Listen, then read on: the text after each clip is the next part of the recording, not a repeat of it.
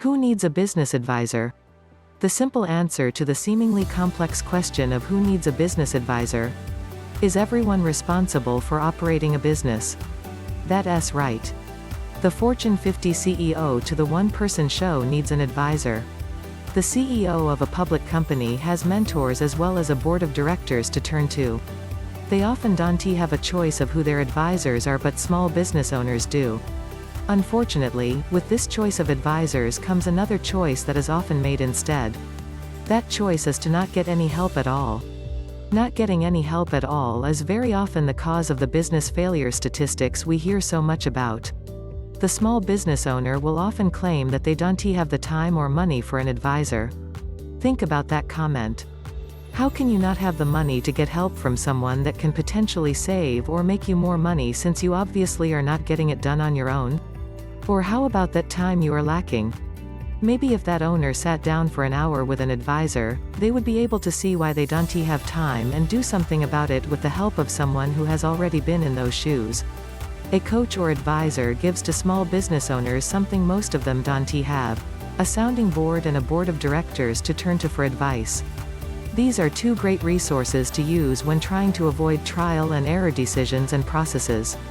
I am not knocking trial and error as the way to learn things. I've personally used that method and fared well in many cases. But that is a case-by-case basis, not for ongoing daily concerns. Don't forget that this method is also very costly and time-consuming.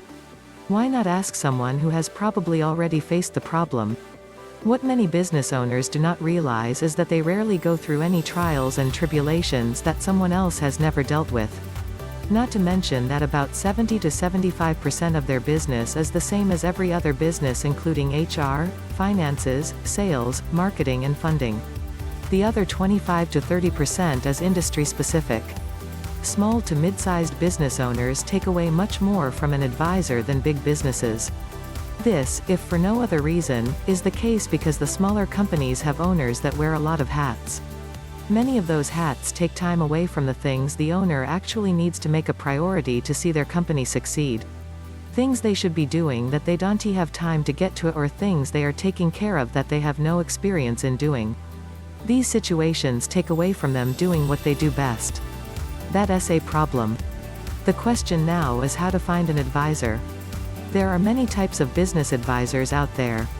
Some are purely coaches and others are true developers and implementers that will roll up their sleeves with you when asked to. It's up to you to pick the type of person you want or need. Here are a few things to think about. Do they click with your personality? There are many good advisors out there, but if they don't click with you as a business friend, don't bother with them, because you will end up fighting them even when you agree on the advice. Have they owned a small business before? Gray hair does not equal business ownership knowledge. I promise you that the ex-CEO or senior manager from a huge company knows very little about successfully operating a small business. These are two significantly different worlds. Don't worry if a potential advisor doesn't know your specific industry. Remember that a lot of your troubles have nothing to do with your industry. It would help though if the advisor had contacts, resources for you in your industry for when specific problems are addressed. Look for flexibility. A potential advisor that pushes for more than 20 hours a month of your time from day one is probably out for money. Until they start working with you, there is no way of knowing that they need that much time per month to meet your goals and timelines. A good advisor will understand that you have made a commitment to get back on track just by the fact that you are talking to them. They shouldn't need to try and get a ridiculous time, money commitment from you if they want to help. Make it a local thing. This suggestion is a two-part issue. First, the advisor should agree that when FaceTime is needed that they come to you. Second, there is absolutely no reason why a small business with locations in one state needs a business advisor that must fly in or travel more than 2 hours to see them. These companies somehow find suckers to take their so-so advice and huge reports full of fluff and also pay for travel costs. There are plenty of advisors local to every company in this country. Yes, even in Hawaii. Once you made the very intelligent decision of getting help in making your business a success, keep a few things in mind. You should really commit to working with your advisor for a good 6 months. Nothing gets fixed overnight. Also, since you are paying for it, please do yourself a favor and be open to suggestions. Bring important things to your advisor for help in making a decision and make the use of your time with the advisor a priority. Don't forget that an advisor or coach should never make a decision for you. It's your company, they are there to make suggestions and guide you. Working with an advisor can be a very enlightening experience.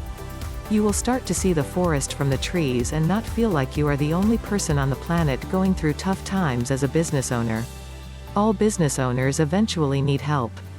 The successful ones put aside their pride and desire to be at the center of all aspects of the company and get the help. Do yourself and your company a favor and be one of the truly successful business owners. Get an advisor and get all you can out of them. If your advisor loves what she does for a living as such as you love what you do, you can't go wrong.